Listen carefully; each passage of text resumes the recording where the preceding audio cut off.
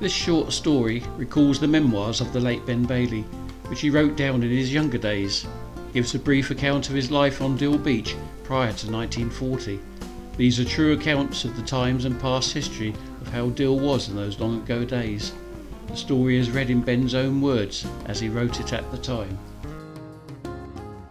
The Deal Regatta played a big part in my young life. It was my father's delight to be able to beat most of the people at sailing. That holds much of the limelight. Consequently, when the first week in September was near, we got the boats ready for the races. Saturday was the first day of the regatta. Our foresail and mizzen boat, Teddy Bear, of 16 feet in length, and many others of this type were in the race. Our first job was to go along the beach and pick up all the biggest pebbles we could find and get 4 pieces of railway line. We used to see Bill Oil. He had an 18-foot boat but didn't enter the regatta, so we borrowed a couple of large sails and a large mast and went to Sharp and Enright in Dover for rope, lanyards and ties. First, the 200 weight of iron rails was placed in the centre of the boat on the keelson, and the small framework of bulkheads was fitted between the centre thwart and the after thwart. The area was then filled with the large pebbles we had collected. On top of this were placed sacks of stones. This was our ballast to stop us capsizing. If the wind was calm, we would throw most of it over the side. Then there was the rescue race, carried out in the galleys. These were 30 feet long with a 5-foot beam. The boats were jack of all trades around the Downs and were used for landing pilots, running stores, etc. They turned a great deal of speed. Their length enabled them to be towed alongside ships. The idea was to sail alongside a ship and get the sails down while somebody forward hooked onto the side of the sailing ship or tramp steamer. An old mate of mine who I worked with at Kingsdown told me that one of the galleys went alongside a ship, and as they went to hook on with the towing hook, this is a long length of rope with a large iron hook attached to it, somebody went to look over the side of the ship at the same time as the boating hook was being used. The consequence was he had a sore head for some time. These bulk boats disappeared with the coming of the motorboats, but there was still enough around for a good many years to cause a little rivalry between the boatmen of the North End, Central Parade and our part of the beach, with one at Warmer and one at Kingsdown. The race was for a large silver cup and a prize of £10. It started with all the galleys lined up well above the high water mark on the beach, and it would be low water at the time. The boats were run down the beach and launched into the sea. If a swell was running, you'd be lucky not to ship loads of water before getting afloat. My father had good reasons for wanting to win the race, and put careful preparations into getting the galley ready. In one regatta, extra races were held. The sailing galley race, called the rescue race, which now allowed oars as well as sails to be used. We watched Fred Upton getting ready for the sailing race. It was possible to step an extra mast forward in a galley, where normally the short towing post was seated. Fred had stepped a smaller mast in and was trying a small sail on it. As it happened, on the day of the race, it was a fairly light wind, and after rounding the bank buoy to the north, Fred hoisted his extra sail and mast. In a few moments after this, we hoisted ours, which was much bigger, and Fred didn't know we were carrying an extra mast. We left Fred and his crew well behind and took first place, winning the cup. I just remember about the beach. It was divided into various groups: the Norenders, the old pier gardens, the Sail Enders and Warmer Roaders, and what seemed a foreign country to me then was the Kingsdowners or Donkeylanders. There was a sailing lifeboat at the north end of Dill and one at Warmer. Becoming a crew member to anyone outside the particular area of the boat would be impossible. Therefore boatmen in between, in my lifetime, had their own particular boats. The biggest were always ready for instant launching, with the boat's head facing to the sea, slip chains on and lots of greased woods all ready. The main boats like this in my time were Fred Upton's Rosemarie at the pier yard, Fred Roberts' Golden Spray just south of the Royal Hotel, Darky Bud's Britannic and Harry Meakin's Lady Beatty at the South End. As a schoolboy with other boatmen's sons, it was our job to help in all activities, launching and recovering, shaking out sprats and herring, and in the summer holidays looking after the small rowing boats and deck chairs. There was a canning factory for the sprats called Edgar's at the North End, also the Bushel man who spiced and barrelled fish for export. Getting the sprats boxed and pushed to the factory was one of the jobs we as lads did. Waiting and wondering what your father had caught and comparing it to your friend's dad was a little exciting. What sort of Christmas we had depended a lot on the fishing season. We hung up our sea boot stockings, and hopefully in the morning they would have a few small toys, oranges and nuts in them. There was a long way to go to get through the winter.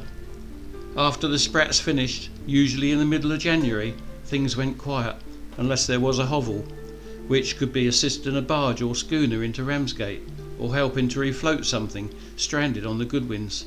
This would mean extra cash, but possibly waiting months before it was awarded, so Mother had to be very careful to get us through the winter. Asking for a penny to go to school with wasn't a good idea.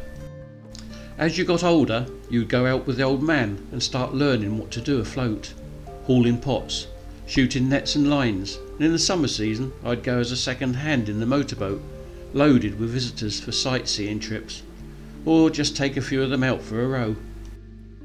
Our season would start again about Easter. Usually it turned out cold with an easterly wind, and as lads we went to the golf course to earn a few bob. I liked the game but hated carrying the clubs. The caddy house was a place where you did get to know a bit about the other fisher folks. It was about the only place to earn a few bob. Some fishermen became very good golfers. Also down there was a mixture of people from all walks of life, fish hawkers, labourers, bricklayers, all kinds of people looking for a shilling until something better turned up. Some seemed always to have a few bob to play cards, which often turned into a fight, and if you listened you could learn quite a lot about other things that you'd heard rumours about. If you did manage to get a caddying job, the idea of meeting a few mates and having a drink first was priority. The mysteries about the pubs and various stretches of seafront always appealed to me. They always seemed to be having a lovely time down the North End, which I found to be the case as I got to know more about other chaps I met down the golf club. Our first fishing of the year was for whelks and huss. This was from April until the summer season started. This was when I left school and until the war started. We cleaned and varnished the boats that would be used for visitors as well. We had an old boat called the Paint Pot. She was used for hauling the pots and trammel nets. Our catch was a bushel or so of wilks, and with luck 2 or 3 score huss. Wilks are 8p a gallon and huss 3 shillings a score, and at the end of the week I usually got 5 shillings. I was up at 5 a.m. and out fishing, ashore in time for breakfast, then scraping and varnishing all day, shooting nets and baiting pots again after tea.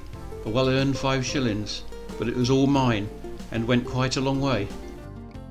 Friendly dart matches took us to various pubs, and Jock McCluskey's had a snooker table. Again, the people from the golf course were part of the scene, plus a few sailors, Navy and Merchant Navy men home on leave or waiting for a ship, so our education in various ways of the sea and shore was becoming developed. We all looked forward to the yearly regattas, rowing and sailing being the main means of propulsion when we were young. Naturally, we did very well in the racing. The last serviceable galley was the Undaunted. Galleys made up one of the type of boats built for launching from beaches in this part of the country, luggers being the largest and catboats next. Galley punts, galleys and foresail mizzen punts, 18 to 16 foot cod punts, paddle punts, and then on to skiffs and scullers. The galley was known as the four-oared service galley and was used for shipping and landing pilots, and 1,001 other jobs, taking supplies to vessels anchored in the Downs, helping to salvage vessels aground on the Goodwins, and in rescues. In my father's day, the 1418 war, there were dozens of galleys still in existence and were used quite regularly. Nobody knew when they would be wanted, and a good lookout was always kept. If a gun was fired from the lightships or a flag hoisted on a ship, there would be a scramble for the boats and a race to the scene, the first boat there getting the work. In 1928, Ben's father bought the galley Undaunted from Dickie Philpott, another well-known fisherman on Dill Beach at that period. On leaving school, Ben wanted to have a go in the galley races, a dream that just had to come true. In 1930 he was given the opportunity, and in the galley race that year he joined the crew of the Ocean Lass. The race began, and they were speedily heading out to the Bank Buoy. There was very little ballast on board, and the huge square lugsail was heeling them over under the stiff breeze. Ben was bailing water out of the galley so she didn't capsize. They made good speed, and it wasn't long before they were rapidly rounding the bank buoy, the point set 1 mile out from the shore, where they went about and started heading back. The next boat close behind them to round the bank buoy was Tom Upton's. The crew of Tom's boat had thrown all their ballast overboard to lighten her up, hoping to gain more speed and try and take first place. Ben heard Tom shout out, "Let go the sheet," but it was too late. Tom Upton's boat heeled over and capsized. Ben and his crew eased their sheets, went about and saved them all. The Deal Galley poem by Ben Bailey. 8 Deal galleys lying on the shore. The black cat caught a breeze, never saw her no more. 7 Deal galleys lying on the shore. The Saxon king sailed away, looking for an oar. 6 Deal galleys lying on the shore. Our boys sailed away and went to fight a war. 5 Deal galleys lying on the shore. The bluebell heard some chimes, she wasn't seen no more. 4 Deal galleys lying on the shore. The fox heard some hounds and never came back no more.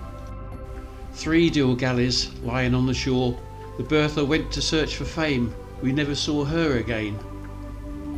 2 Deal galleys lying on the shore. The Warwickshire went to save a cat and never came back no more.